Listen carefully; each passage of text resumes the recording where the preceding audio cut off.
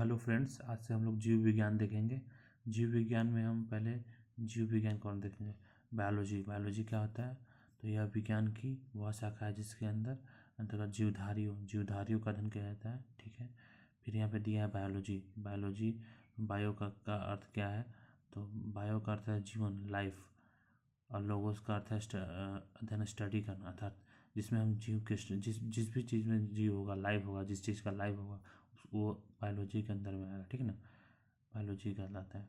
जीव विज्ञान जो शब्द का प्रयोग सर्वप्रथम लैमार्क फ्रांस के थे और ट्रेविनेरस जर्मनी नामक वैज्ञानिकों ने 1801 में दिया था। ठीक ना, मतलब जीव विज्ञान का जो है प्रयोग सबसे पहले कौन किया था? तो लैमार्क जो थे वो फ्रांस के थे और ट्रेविनस जो थे जर्मनी के, वो वैज्ञानिक ने 1801 में किया था। बस।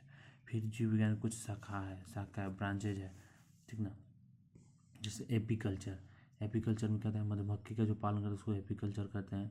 फिर सेरीकल्चर, रेशम कीट का जो अध्ययन है उसको पालन करना, अध्ययन करना, सेरीकल्चर के अंदर आता है।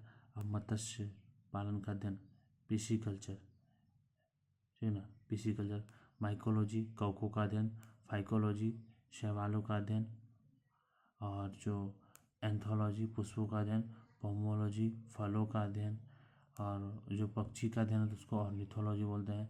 और इकाइटोलॉजी, मछलियों का अध्ययन। इटमोलॉजी, कीटों का अध्ययन। डेंड्रोक्रोनोलॉजी, वृक्षों झाड़ियों का अध्ययन। ऑफियोलॉजी, सांपों का अध्ययन।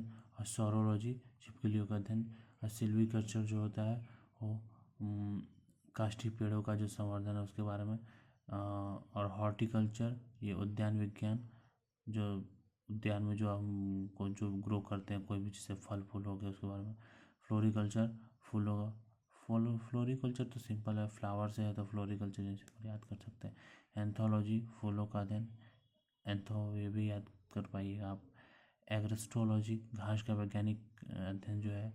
और हाइड्रोपोनिक्स, पानी में जो होता है मिट्टी के बिना बढ़ते हुए पौधों का अध्ययन, ये हाइड्रोपोनिक्स का। इसमें कुछ कुछ चीज़ें याद रखना, ज़्यादा नहीं याद। जैसे ये माइकोलॉजी, ये याद रख सकते हैं आप, इम्पोर्टेंट है माइकोलॉजी।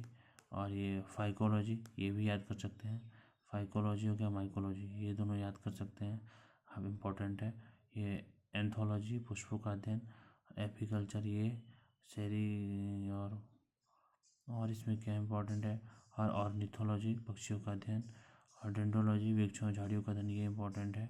फिर आपको हॉर्टिकल्चर इम्पोर्टेंट है, फ्लोरिकल्चर, और बस इतना इम्पोर्टेंट है, 4-5 इसमें। ठीक ना, तो फिर यहाँ पे दिया हुआ है जीव विज्ञान का क्रमबद्ध ज्ञान के रूप में विकसित प्रसिद्ध ग्रीक दार्शनिक एरिस्टोटल 384 से 322 BC के काल में हुआ है।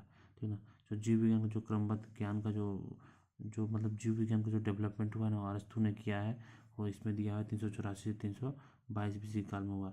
इन्होंने सर्वप्रथम पौधे और जंतुओं के विभिन्न पक्षों के विषय में अपने विचार प्रकट किए, इसलिए अरस्तु को जीव विज्ञान का जनक कहते हैं।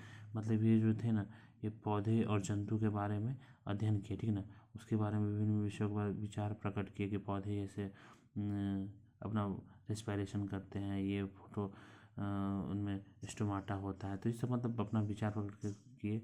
और एनिमल सेल के बारे में बताया, सब चीज़ें तो उन्हें, इसलिए अरस्तु को जीव विज्ञान का हम जनक कहते हैं। फादर ऑफ बायोलॉजी हम किसी को कहेंगे तो अरस्तु कहेंगे। ठीक है, इन्हें जंतु विज्ञान के जनक भी कहते हैं।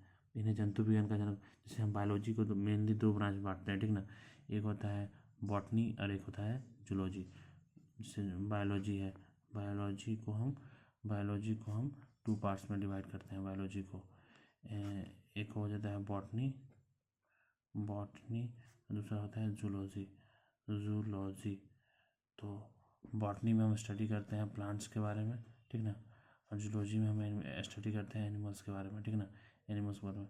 तो ये बायोलॉजी का तो जो जनक, इनको तो अरस्तु का, एरिस्टोटल का। और जो एनिमल है, जूलॉजी का जो अभी फादर है, ये भी एरिस्टोटल का था। ठीक ना, तो ये चीज़ आप ध्यान रखिएगा। ठीक है, तो ये वही यहाँ पे दिया हुआ है। ठीक है, थैंक यू सो मच।